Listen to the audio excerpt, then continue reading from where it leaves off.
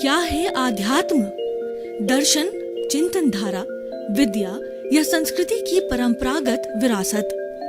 आध्यात्म दर्शन यानी जीवन का शाश्वत सत्य। मानव जीवन से जुड़े शाश्वत सत्यों को जानिए और समझिए उपासक डॉक्टर सोहन राज तातेड़ से हमारे खास कार्यक्रम आत्मविज्ञान में। आत्मविज्ञान यानी सही दृष्टि, सही सोच। भाई और बहनों, मातृशक्ति को नमन। स्टूडियो में आपका हार्दिक स्वागत है, अभिनंदन है, सत्कार है। आत्मविज्ञान साइंस ऑफ द सोल कार्यक्रम के अंतर्गत हम आपको राइट विजन, राइट थिंकिंग, सही दृष्टि, सही सोच के अंतर्गत हम आपको आपका जो नकारात्मक सोच है, आपकी जो रॉन्ग बिलीफ है, उसको समाप्त करके हम राइट बिलीफ देने आए हैं। आपका व्यक्तित्व अच्छा करने आए हैं। आपको अच्छा इंसान बनाने के लिए हमने आत्मविज्ञान कार्यक्रम किया है कि आपके नकारात्मक भाव तिरोहित होकर के सकारात्मक बने। और ये सारा कार्य जो है हम नए नए एपिसोड्स के माध्यम से करते हैं। तो आज का हमारा जो विषय है, मन वचन काया का संचालक कौन? देखिए, ये सारा ब्रह्मांड, ये सारी सृष्टि और ये सारा पर्यावरण, सारा कॉस्मॉस जो बना हुआ है, वो जड़ और चेतन दो तत्वों से बना हुआ है। जे पिंडे ते ब्रह्मांडे। ये हमारा जो पिंड है, ये ब्रह्मांड का प्रतिनिधि है। ब्रह्मांड है हमारे पिंड का प्रतिनिधि है। ये छोटा रूप है, ये बड़ा रूप है, लेकिन ये एक दूसरे का बिंब और प्रतिबिंब है। तो जड़ और चेतन जो है, इन दो पदार्थों से ही सारा संसार बना हुआ है।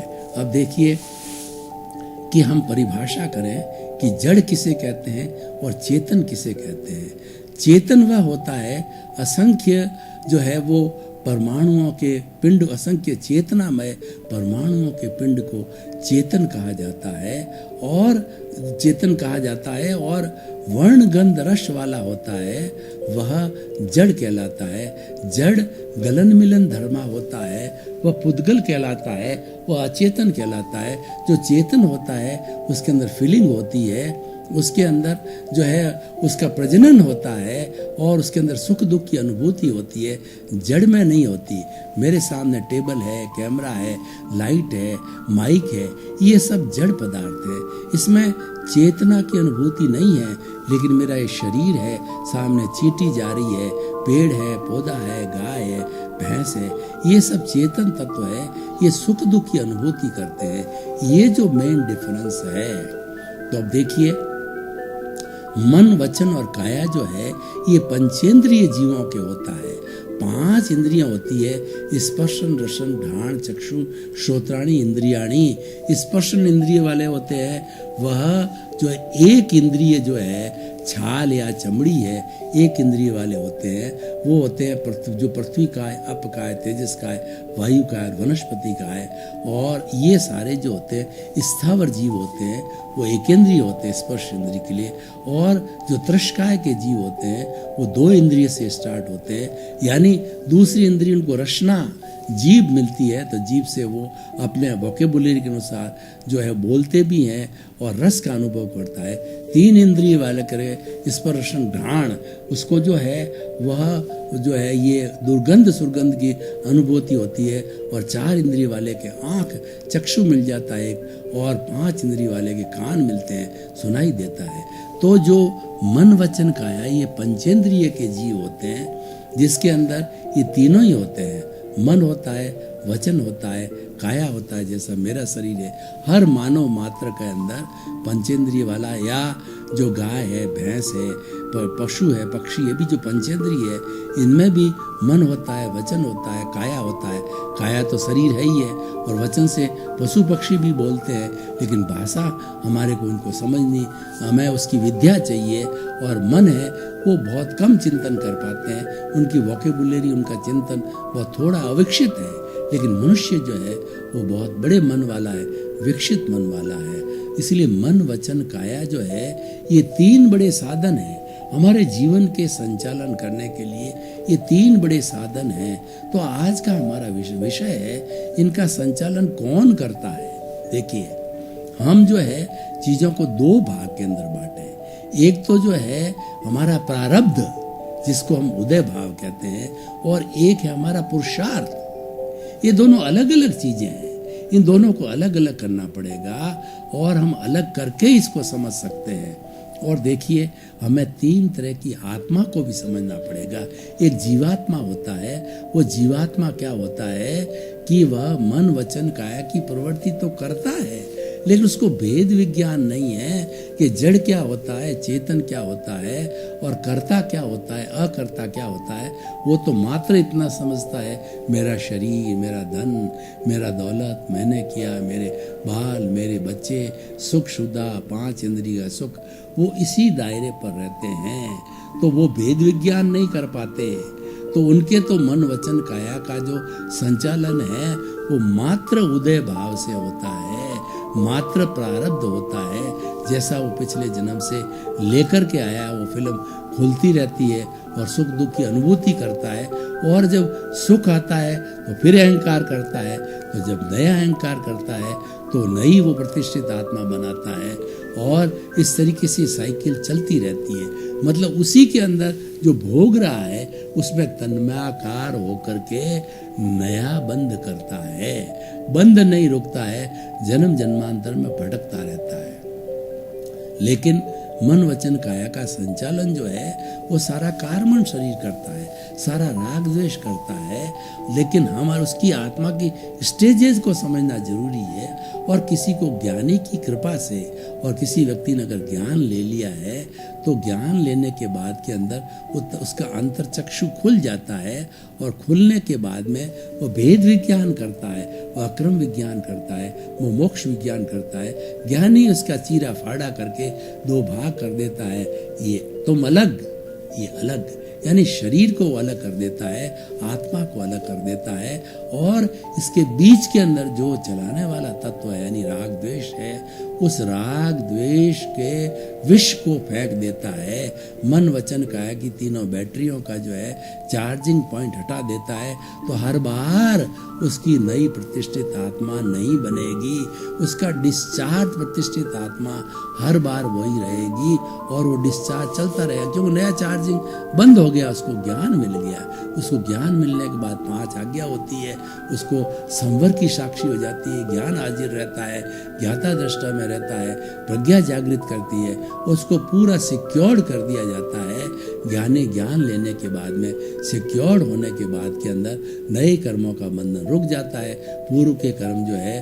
और वो ये सोचता रहता है कि जो है वो मैं किस तरीके से खोज डालूं या न डालूं। अब देखिए, और तीसरा होता है परमात्मा। परमात्मा होता है वह सिद्ध बुद्ध मुक्त हो जाता है।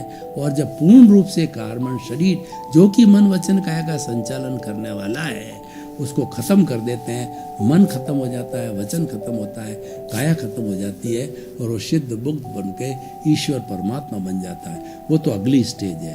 तो अब हम देखें कि मन वचन काया जो 3 कार्य की पद्धति होती है, इसका संचालन कार्मण शरीर करता है, राग द्वेष करता है। हमने 2 भाग बना दिए, पुरुष बन गए हैं, हमको पुरुषार्थ करना है। पुरुषार्थ क्या है? जागृति में मैं ज्ञाता हूँ, मैं दृष्टा हूँ, मैं जानने वाला हूँ, मैं देखने वाला हूँ। और आत्मा के गुणों की भजना करते हैं हम, और प्रज्ञा के जगत के अंदर रहते हैं, संवर के साथ रहते हैं, संभाव के साथ में रहते हैं, 5 आज्ञा में रहते हैं। तो ये हमारा पलड़ा अलग हो गया, ये तो पुरुषार्थ का खाता हो गया। अब हम जो आज का जो विषय है ना, ये मन वचन काया जो है वो हमें ये भेद विज्ञान करना होता है कि ये मन वचन काया रूपी जो शरीर है वो पूर्व जन्म के कर्मों के भुगतान के लिए मिला है। Here lies the point. मन वचन काया का संचालन कौन करता है कि पूर्व जन्म के अर्जित किए हुए कर्म शरीर जो साथ में है वही इसका संचालन करते हैं। और ये जब उदय भाव आता है, जब प्रारब्ध होता है, तो वो राग द्वेष जब उदय में आता है, जब पुण्योदय होता है, तो हमारे मन वचन काया शुभ कार्य करने लग जाते हैं। और भीतर से पापोदय आता है, तो पापोदय होने पर मन वचन काया अशुभ भाव करने लग जाते हैं। और हमारी बुद्धि भी जो है कर्मानुसारिणी है, कर्म के अनुसार हो जाता है, वो बुद्धि कुबुद्धि हो जाती है और वैसा करने लग जाता है व्यक्ति। तो इसीलिए मूल बात है कि मन वचन काया का संचालन कार्मण शरीर करता है। राग द्वेष करता है, कषाय करता है, वही बंधन करता है और उसी में से छूटता है और वह चलता रहता है। अब देखिए कि किस तरीके से होता है बंधन। हमें ये देखना है कि हम पुरुषार्थ को एक बार अलग कर देते हैं। तो हमें क्या है कि देखिए हमारी ये 5 इंद्रियां हैं, तो 5 इंद्रियां ये बाह्य जगत के अंदर रहती है और बाह्य जगत जो सारा कॉस्मॉस है, उस कॉस में 2 तरह के पार्टिकल्स होते हैं जड़। एक तो अष्टस्पर्शी होते हैं, एक चतुस्पर्शी होते हैं। तो चतुस्पर्शी जो पार्टिकल होते हैं वो मासलेस पार्टिकल कहलाते हैं। और जो 5 इंद्रियां जैसा जो है हमारा इस कॉस्मॉस से जो है खींचती है, तो वो हमारा जो हमारा चतुस्पर्शी जो कर्म है वो चतुस्पर्शी भी खींच लिए जाते हैं और वो खींच करके जो भीतर कषाय बैठा है, कार्बन शरीर, लिंग शरीर, कॉजल बॉडी है, उसको ला करके दे देती है और उसमें समाहित हो जाता है और ये जो चलता रहता है। तो ये सारा संचालन जो है ये तो हो गया बंद। उसको मतलब आपने किस भावना के साथ बंद किया है। आपके पास में ज्ञान है तो आपका जो है वो डिस्चार्ज अहंकार रहेगा, तो आप नया चार्ज तो होने नहीं देंगे।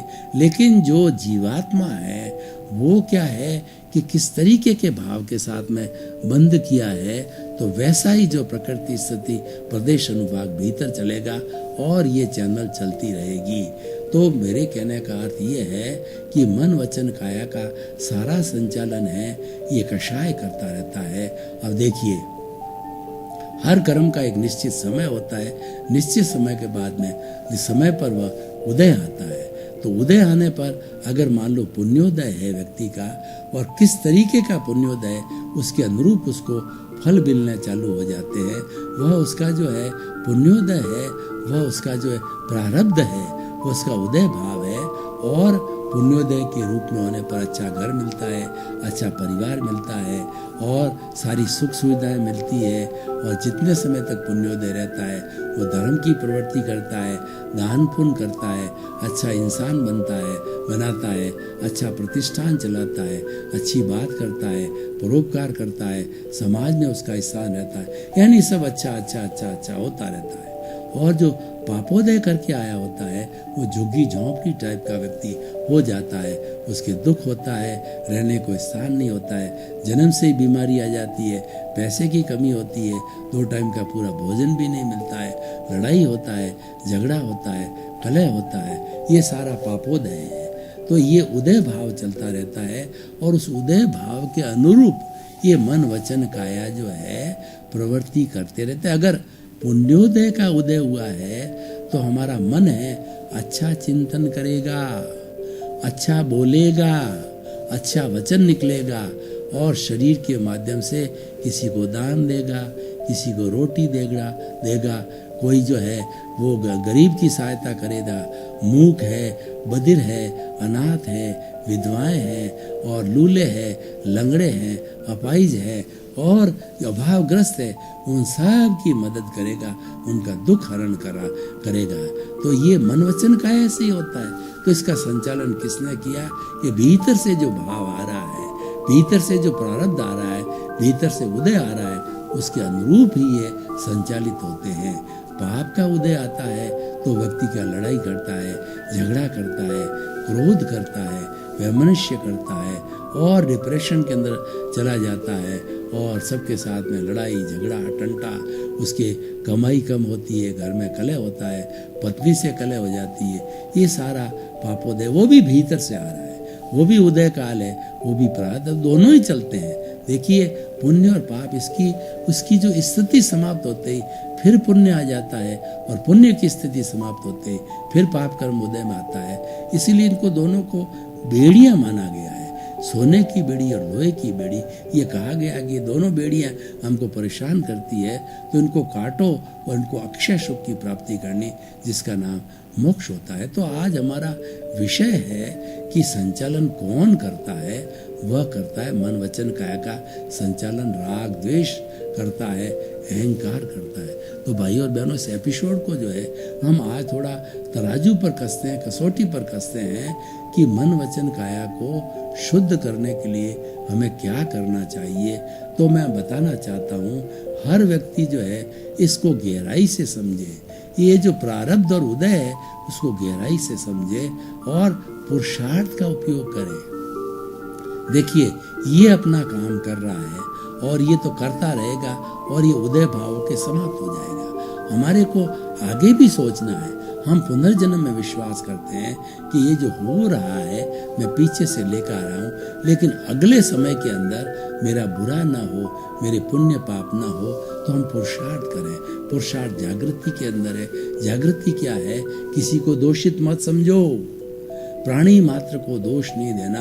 अगर तुम्हारा पुण्योदय है तो समझ लेना कि मैंने अच्छे कर्म किए, जो सामने वाला व्यक्ति है वो मेरा अच्छा सहयोगी बन के आया और पाप कर्म करके आए हैं हम, तो वो हम उसके साथ में बुरा सलूक करके आए हैं, तो वो हमारे साथ बुरा सलूक करेगा, गाली देगा, पैसा हड़प कर लेगा और हमको घर से बाहर निकाल देगा, चाहे बेटा हो चाहे दोस्त हो कोई हो।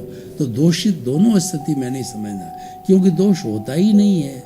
कोई व्यक्ति करता हो ही नहीं सकता, उसको तो व्यवस्थित शक्ति ने भेजा है, उसको तो मैंने बुलाया है, वो तो निमित्त मात्र है।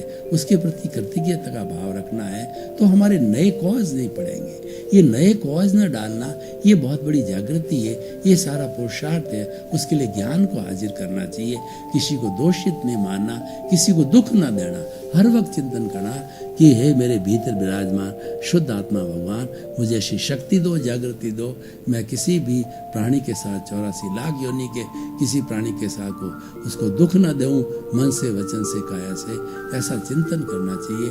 और किसी भी सूरत में किसी को दोषित मानना नहीं, दोषित होता ही नहीं है, और अपने आप को भी कर्ता कभी नहीं मानना। व्यक्ति में कर्ता की योग्यता है ही नहीं।